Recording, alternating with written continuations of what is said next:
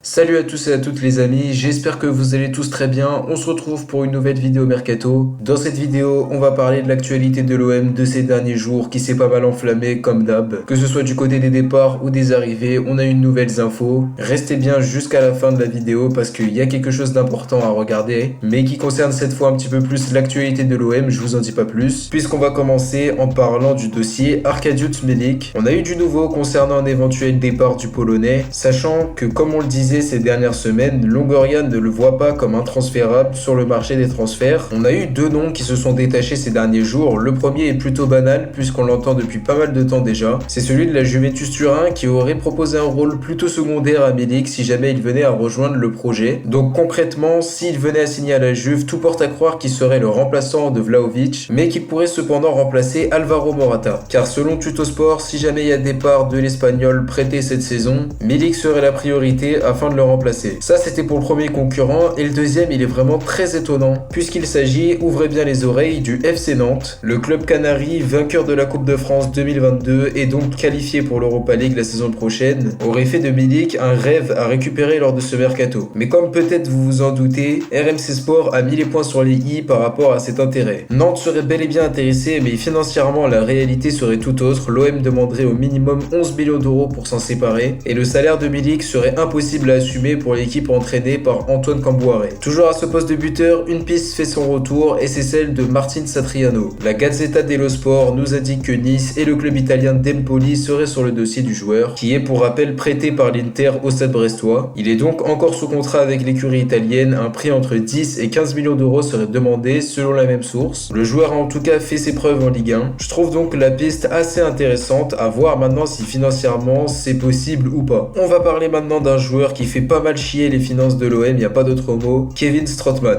Comme on le sait, le joueur va revenir de près cet été, il débarque avec ses 500 000 euros mensuels, très compliqué à assumer bien sûr pour l'OM. Longoria souhaite donc logiquement s'en séparer, à tel point que selon Foot Mercato, une résiliation de contrat serait dans les cordes. Ce serait même plutôt en bonne voie si on en croit la même source, en tout cas le vendre ça paraît vraiment impossible aujourd'hui tant son salaire est énorme. L'hypothèse de la résiliation me paraît donc la meilleure, à voir si ça se concrétise dans les prochains jours. On a eu maintenant le retour d'une autre piste, toujours à ce poste de milieu défensif, et c'est celle menant à Richelieu Bazouer. Le joueur arrive en fin de contrat cet été 2022, il n'a toujours pas prolongé avec son club du Vitesse, et vu ses différentes qualités, surtout athlétiques, il attire du beau monde. Foot Mercato nous apprend que l'OM n'est pas du tout le seul club sur le dossier, puisqu'il y aurait aussi le LOSC, Lyon, la Fiorentina, Monaco et la Roma. Ça fait donc des concurrents de poids qui se présentent face à l'OM, à voir si l'intérêt est réellement concret, et donc si Longoria aura les arguments pour contrer ses différents opposants. L'objectif est là, comme vous vous en doutez, de pallier au départ de Camara, qui évolue au même poste que Bazouer. Encore le retour d'une piste, toujours au poste de milieu de terrain, celle de Jordan Vertu. Selon Il Romanista, l'OM serait bien intéressé par le profil du joueur, et justement, ça tombe bien, puisque les ententes entre la Roma et le club phocéen seraient jugées comme excellentes. Ce qui pourrait donc fortement faciliter le transfert,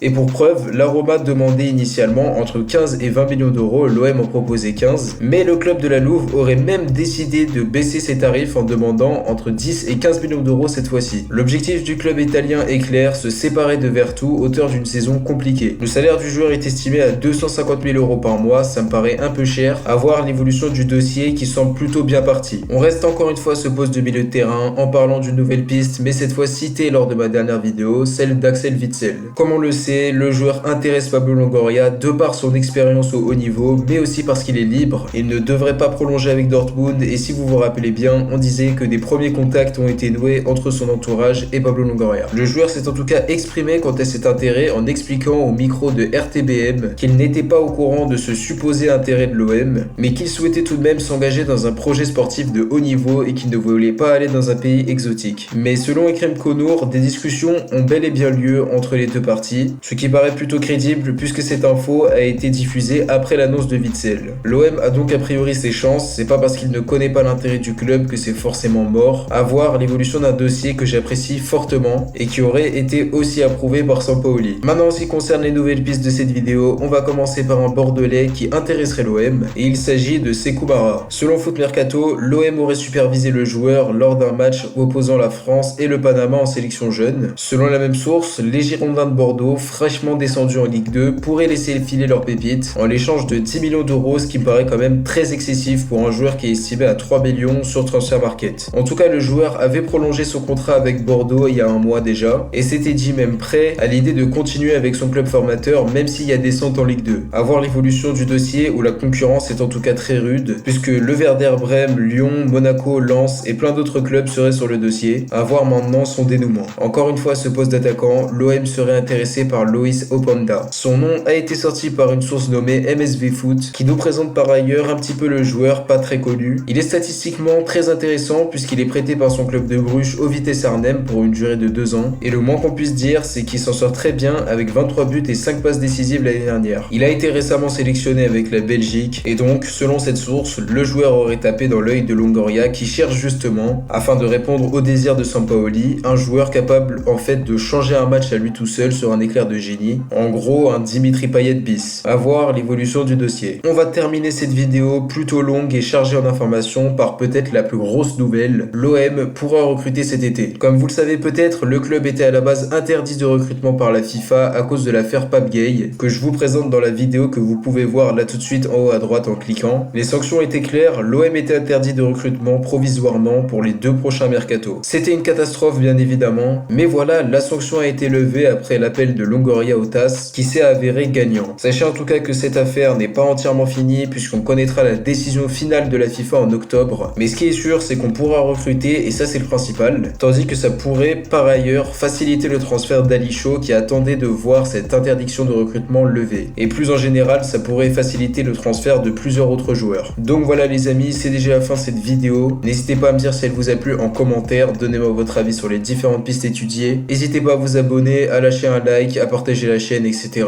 On se retrouve très vite pour une prochaine vidéo. D'ici là, prenez soin de vous, c'était Kalash Web. Ciao à tous.